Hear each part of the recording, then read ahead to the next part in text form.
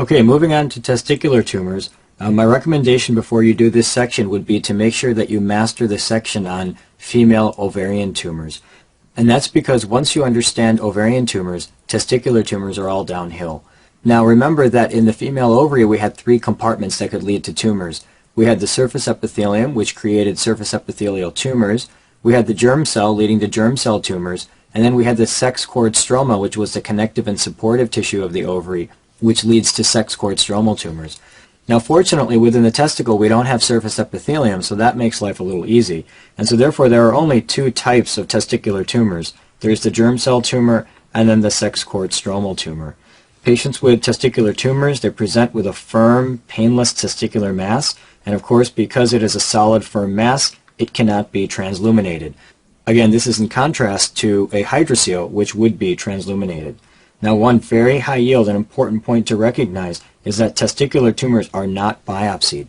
This is against the general principle of medicine where you always biopsy cancer to prove that it's cancer and to subtype the cancer. However, in the case of the testicle, this is not performed for two basic reasons. Number one, if this is the testicle sitting in the scrotum, if a biopsy were performed, you would pull the tumor out from the testicle and potentially seed the scrotum. And of course, that would not be desirable. So that's the first reason why we don't biopsy testicular tumors. The second reason why we don't biopsy testicular tumors is that the vast majority of testicular tumors are actually germ cell tumors. In fact, greater than 95% of testicular tumors are germ cell tumors, and germ cell tumors are all malignant. So for all practical purposes, the vast majority of testicular tumors are malignant. Germ cell tumors, as I just mentioned, are the most common type, greater than 95% of testicular tumors. They usually occur between the ages of 15 to 40. Risk factors include cryptorchidism, or an undescended testicle, and Klinefelter syndrome. Let's go back and just briefly remind ourselves, as we spoke about when we talked about the female ovary, that there are really 5 key germ cell tumors to be familiar with at your level. Remember that the germ cell has the ability to make baby tissues, and so therefore you can get tumors of baby-like tissues, for example the teratoma, which would represent mature baby tissue, and embryonal carcinoma, which would represent embryo-like cells. And then in addition, the germ cells have the ability to make placenta, and when you get a tumor of placental tissue, that's called a choriocarcinoma. The germ cells also have the ability to make yolk sac, and so when you get a tumor of yolk sac, that's called a yolk sac tumor. And finally, the germ cells have the ability to make additional germ cells. Now, in the ovary, that was called a dysgerminoma. However, in the testicle, that is called a seminoma, seminoma, as if it contains sperm or germ cell-like cells. Now, in the case of germ cell tumors within the testicle, remember that all are malignant. And we divide germ cell tumors into seminoma and non-seminoma, and this is a major division in our understanding of germ cell tumors. And that's because seminoma usually responds to radiotherapy, metastasizes late, and has an excellent prognosis, versus non-seminoma, which has a variable response to treatment and metastasizes early. So we're going to first start with seminoma. Seminoma, of course, is a malignant tumor of large cells with clear cytoplasm and central nuclei. In fact, this description is very similar to the description of dysgerminoma within the ovary. And so seminoma in the testicle equals dysgerminoma within the ovary. Now, when a seminoma is present, the gross examination of the testicle will reveal a homogeneous mass with no hemorrhage or necrosis. This is high yield. Examiners like to ask you this. So that the mass itself will be homogeneous with no hemorrhage and no necrosis. And I'll show you a picture of this in a moment. Rare cases of seminoma can produce beta-8-CG. Now remember that we classically associate beta-8-CG with choriocarcinoma or the tumor of placental tissue. However, rare cases of seminoma can also produce beta-8-CG. And we have already discussed the fact that seminoma has a good prognosis and responds to radiotherapy. Here's a picture of seminoma. What we have here are large cells with clear cytoplasm and central nuclei, and of course the dysgerminoma in the ovary would look very similar.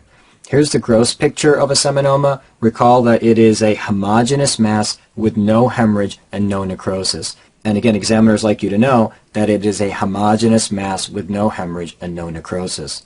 As far as the non-seminomatous tumors are concerned, the first that we'll discuss is embryonal carcinoma. Remember that we're going to divide testicular tumors into seminoma and non-seminoma. So now we're talking about the non-seminomas. The first would be embryonal carcinoma. Again, this is a malignant tumor of immature primitive cells. Again, they're embryo-like, hence the word embryonal. They're very primitive, like the cells of the embryo. It is important to note, and examiners like to press on this issue, and that is that the tumor can form glands. It's going to be a hemorrhagic mass with necrosis, and that's because it's a primitive tumor and is rapidly growing. It'll be bloody, it'll be necrotic. This tumor is aggressive with early hematogenic spread. Again, the cells are primitive and embryo-like, and so they're genetically programmed to move and spread rapidly. When patients with embryonal carcinoma are treated with chemotherapy, an interesting thing that can occur is that the tumor can differentiate. So because these are very primitive embryo-like cells, that tumor can actually become something more mature. For example, chemotherapy can cause the embryonal carcinoma to become a teratoma, and that's particularly high yield for board examinations as well. Now, embryonal carcinoma is very primitive, and it also has the ability to secrete alpha-fetoprotein, or beta-HCG, and that again is important to note. Classically, you would associate AFP with yolk sac tumor, and classically you would associate beta-HCG with choriocarcinoma, the tumor of placental tissue. However, it's important to note that embryonal carcinoma can secrete either AFP or beta-HCG. Here's a picture of embryonal carcinoma. You've got primitive cells, and in this particular case they're forming glands. And I thought this was a perfect picture because, again, examiners like you to know that embryonal carcinoma does have the ability to form glands. Here's a gross picture. This is the tumor here in the testicle. Again, this is the normal up here, and you can clearly see that this is a hemorrhagic or bloody mass. And again, that's indicative that you're dealing with a non-seminomatous germ cell tumor, and in this particular case, embryonal carcinoma. Yolk sac tumor is a malignant tumor that resembles the yolk sac.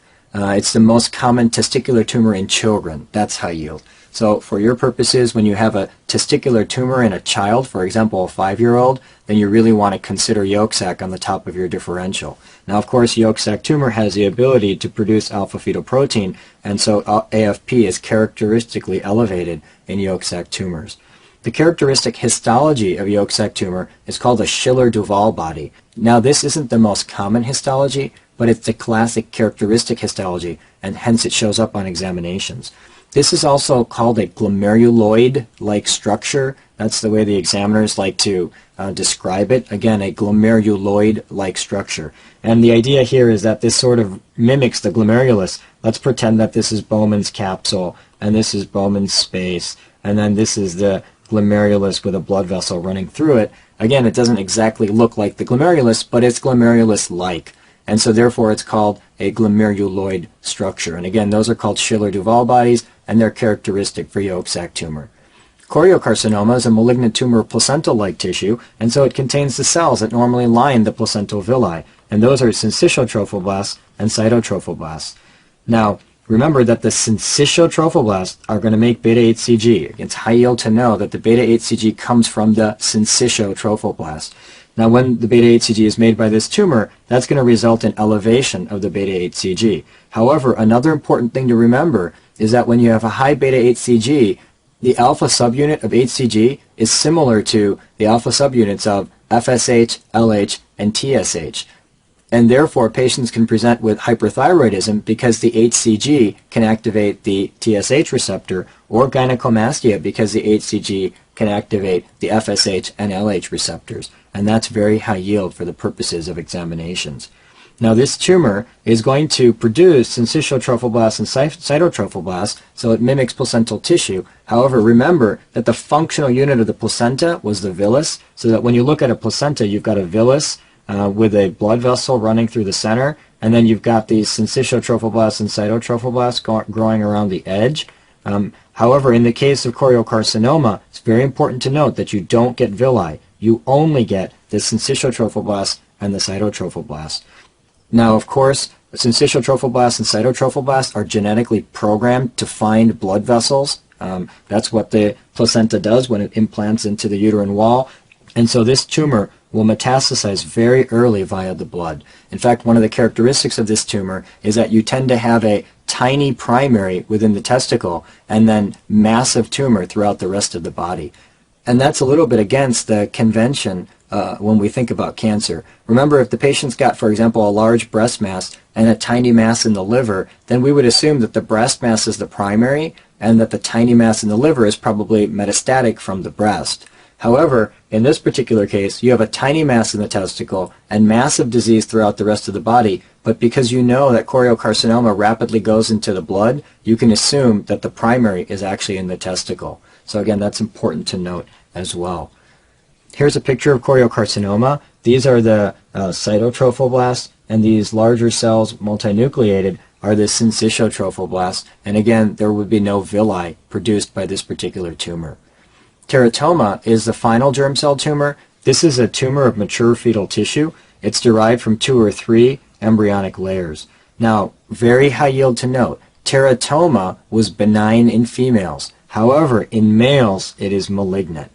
All right, teratoma is benign in females. However, in males, it is malignant. And teratoma can also produce AFP or beta-HCG. So these are a few high yields to be aware of concerning teratoma. Now, although we spend so much time dividing germ cell tumors into these very distinct categories, the vast majority of germ cell tumors are usually mixed. So, for example, a patient can have a yolk sac tumor plus a choriocarcinoma, or a teratoma plus a seminoma. And so it's important to remember that most germ cell tumors in the testicle are actually mixed. And the prognosis is based on the worst component. So, for example, if you have a seminoma and associated with that seminoma is a choriocarcinoma, then the prognosis would be based on the choriocarcinoma. Sex cord stromal tumors are the second category of tumor that can arise within the testicle. These tumors resemble the normal sex cord stromal tissues of the testicle and are usually benign. Here's an image of the normal testicle just to remind you of the sex cord stromal tissues.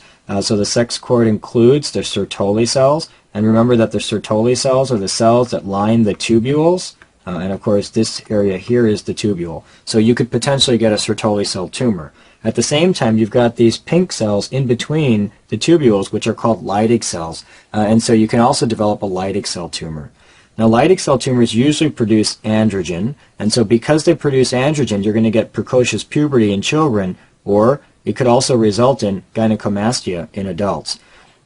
One of the characteristics on histology of a Leydig cell tumor is that you see these crystals within the cells, and these are called Ranke crystals, and that's, again, high yield to know that Leydig cell tumors often have Ranke crystals. Sertoli cell tumors will be composed of tubules, and of course the Sertoli cells are the cells that normally line the tubules, so the tumor of Sertoli cells will also form tubules, and these are usually clinically silent. The final point to make in this section is that when you have a testicular mass in the testicle, it's of course usually a germ cell tumor, but that germ cell tumors normally occur between the age of 15 to 40. If you have a testicular tumor in a male greater than the age of 60, for example, then the most common cause would be lymphoma. Again, it's important to note the age of the patient. 15 to 40, you think about germ cell tumors, but greater than the age of 60, the more common cause of a testicular mass is lymphoma. This is usually bilateral, and the lymphoma that develops in the testicle is usually a diffuse large B-cell type of lymphoma. And that concludes our section on testicular tumors.